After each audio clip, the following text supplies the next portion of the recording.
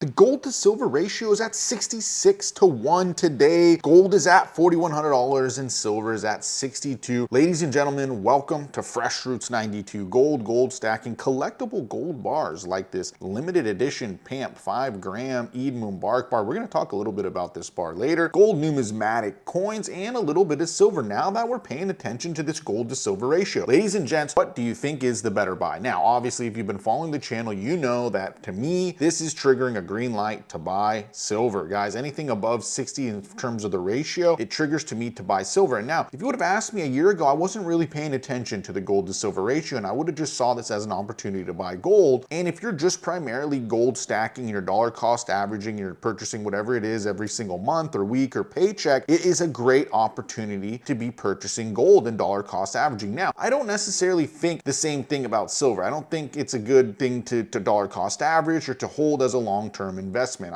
Again, if you've been following the channel, you know that's how I feel about silver. I see it now though as a vehicle in order to get into gold. You know that last year I was able to buy some silver. It was kind of a random thing, but I had a shop neighbor come over to me and he had 6 ounces of silver that he wanted to sell. I ended up getting it for a price that made the ratio 100 to 1 ratio. I waited this year, it dropped down to 53. I traded that silver in for gold and now I'm doing it again. Now I'm hyper focused on this ratio, and right now at 66 to 1, that means it takes 66 ounces of silver to trade for 1 ounce of gold. And when I made my trade, it was 53 to 1. So that's kind of my strategy now is when it gets into the low 50s, and low 50s to me is 53 or below. If it's at 54, I'm still probably just going to sit on the sidelines. I'm not going to necessarily trade in the silver. I'm not going to buy any silver, but I'll just be patient and wait for it to get down to that low 50s, again, 53. And I'll be buying it at anything above the 60 to 1 ratio. Now, as far as gold goes, completely different story. I dollar cost average gold. I've been doing that for many years. Again, if you've been following the channel, you know that's what I do with gold, but I do now pay attention to silver because I can see silver as being a vehicle in order to get into gold for less cash. So that's kind of how that ends up working out. 66 to 1 that is a huge ratio. If we get above the 70, I'll just focus 100% on silver at that point, because my whole thing is I do believe the ratio is going to compress and expand multiple times, especially with the times that we're in, with the uncertainty and things like that. I think there's going to be a lot of volatility with silver, but I think gold's going to end up kind of settling out. Again, honestly, I think it's going to be like $6,000 by the end of this year, but we'll see how that all shakes out. Again, I think that gold is going to have a steady rise. This year it went a little wild. Things got a little weird for it, and it's still getting weird, right?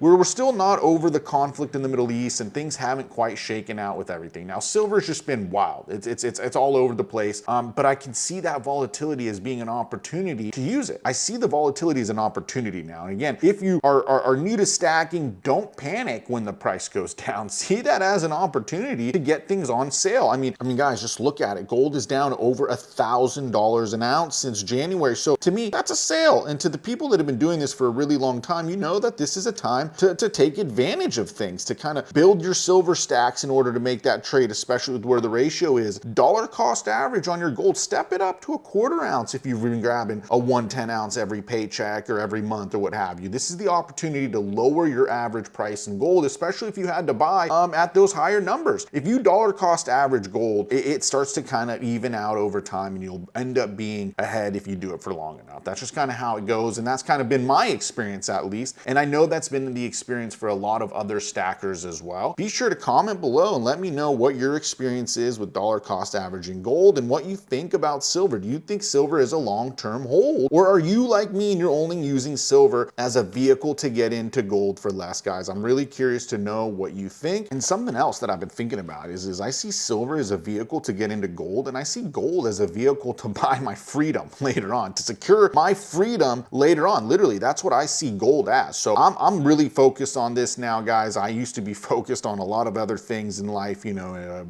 car modifications and track days and things like that, but I need to kind of secure my future and secure my wealth and secure my purchasing power for the future, and that's what I'm doing. I'm using gold as my vehicle to do that. What do you think is happening with the price of gold? Do you think that gold is still historically and always will be the best storage of wealth and value? Now, I got a video that I'm going to be releasing tomorrow about these gold bars. I collect these gold bars, these collectible gold Swiss PAMP bars. This is an Eid Mubarak bar, limited edition. So I believe, let's see, what is it? 6,000 pieces, right? It's a really cool piece. It's It's already sold out on most dealers, have already sold out of this piece. It just came out not too long ago. Came out about the same time as the Lucky Scarab. I love it. I love this bar, and I love all my collectible gold bars. Now, why did I bring this up, and why did I say that I was going to talk about this bar later on? Because I've been getting a lot more into numismatics lately. I really have been. I don't know why, but it's the collectible gold coins. Guys, let me know down in the comments below. Do you think it's because I'm getting older? I'm getting into the numismatics. These collectibles, for me, I paid the premium on them. I really did. So they're kind of more or less, I don't want to say a gamble, but they kind of are. I paid that extra little premium because I like the bars and I'd rather look at them. And I have had some experience where these collectible gold bars go up far more than the melt value. And then that premium that I paid on them, the 20 or 30%, just becomes nothing at the end of the day because the collector value becomes so much on them. But with that said, I have an opportunity to trade this Eid Mubarak bar for the gold Mercury 110 that I've been trying to hunt down, guys. I don't know. I don't think I should do it. I wanted to get your guys' opinion on it. I'd be losing gold weight and losing definitely some collector value on this thing. But I just thought it was interesting on the deal, the offer that I got from a local collector. He said, hey, listen, I heard you've been looking for the gold Mercury. I got one. I'll take the Eid Mubarak if you want to make a trade happen. But to me, I'm not going to do it, obviously. I kind of thought about it for a second. I really did, because I really do want that gold Mercury. And I have been getting into the gold numismatics lately, but I just can't bring myself to do it. Just last week, I had an opportunity to trade my entire Swiss PAMP collectible gold collection for the sunflower, guys. Again, I had an opportunity to swing on the sunflower. They had a deal going on at SD Bullion on the sunflower. I'm not sponsored by SD Bullion or anything like that, guys. Again, let me take this opportunity too, before I finish about that, let me take this opportunity to say that I'm not a financial advisor. I'm not an analyst. I'm not a tax guy or anything like that. So don't take any of this as financial advice or tax advice or anything like that. Do your own research, educate yourself, right? If you've been following the channel, you know that I like to say that you need to educate yourself. You need to read, you need to study, you need to learn about things, especially finances and the global financial system and how you actually play into that global financial system. If you don't, you're only ever going to know what others are willing to tell you. So you need to do that, guys, to kind of take responsibility for your own future. And I just want to make sure that you guys all know that I'm a stacker, not a financial advisor. Okay, so I just want to get that one out of the way. But yeah, I had that opportunity, guys. SD Bullion was running a sale on the sunflower. I think they might even still be running it, but if I would have sold and liquidated my entire Swiss PAMP collectible collection, I would have been able to do it. So I would have been able to swing for and consolidate, but I would have lost a lot of gold weight. I think I would have lost, it was like 3 grams actually of gold weight in the swap. And I'm just not doing that. I know it's, you know, the numismatic value is there and it is a cool piece and it is still on my list. The sunflower and the Mercury are very high up on my numismatic gold list of the pieces that I want, really, to be honest with you. But right now I'm taking advantage of these dips. I'm taking advantage of the dip in silver. I'm taking advantage of the gold to silver ratio being at 66. I'll be adding some more silver to the stack very soon, and I'll be keeping you guys in the loop on when I make a trade. I will literally take you guys along for the ride. Maybe not in the coin shops. I mean, some of the coin shops where I live are not okay with filming, so I have to kind of go do it and then bring it back here and fill you in. But I'll fill you guys in on it. I'll take you along for the ride as best as I can, and we'll kind of follow along. We'll see. Another thing I've been curious about is, are these coin shops and these gold and silver dealers, are they ever going to not start taking the swaps? Like, even my dealer, he said he's cool with it, but if things start to get haywire, is he going to not take that swap? Because I don't want to be stuck with silver. I don't mind being stuck with as much gold as can possibly happen. It's kind of a weird thing with that. Like, I don't mind if gold goes down. I would just kind of be stoked to be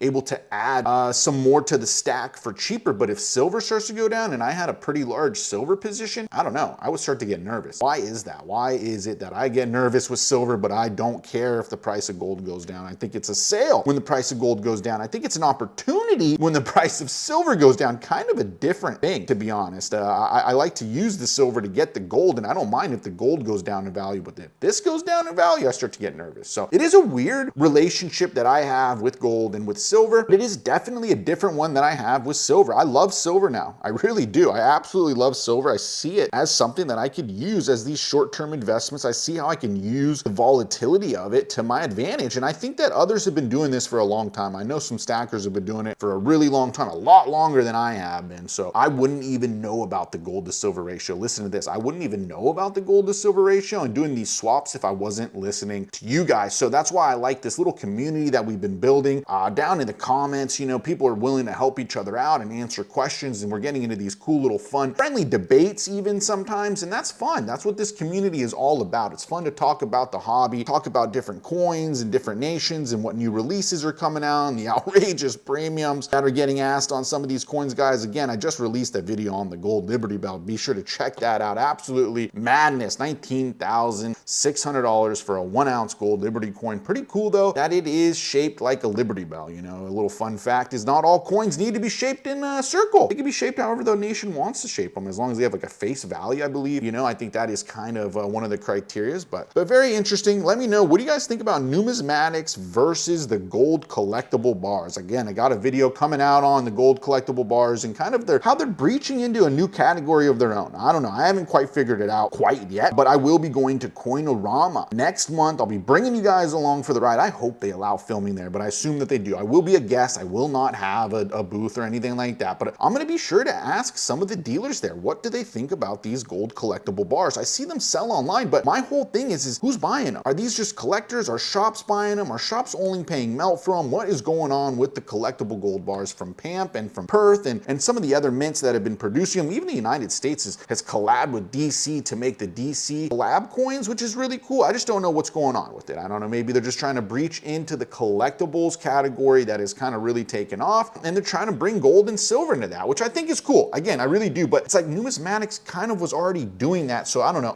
Not that I'm confused on what they are, but like who's buying them and where is the market gonna be for the collectible gold bars in the future? I'm really curious to know where these end up landing. Are they gonna be side by side with the gold numismatics, or are they gonna be in different shops altogether? I don't know. We'll see. I guess we'll see. Let me know what you think about the gold to silver ratio being at 66 to 1. Let me know what you think about the recent price dips, guys. Are you seeing it as an opportunity, or are you panicking? And if you liked this video, be sure to smash that like button and subscribe if you're not already doing so. And I went ahead and put a couple affiliate links down in the description. Everyone always asks me, hey, where'd you get the capsules and things like that? So I put some affiliate links down in the description. I do get a small commission when you use those links at no extra cost to you, so be sure to check them out. And remember, gold stacks don't grow overnight, they grow over time. And I'll catch you on the next one. Much love.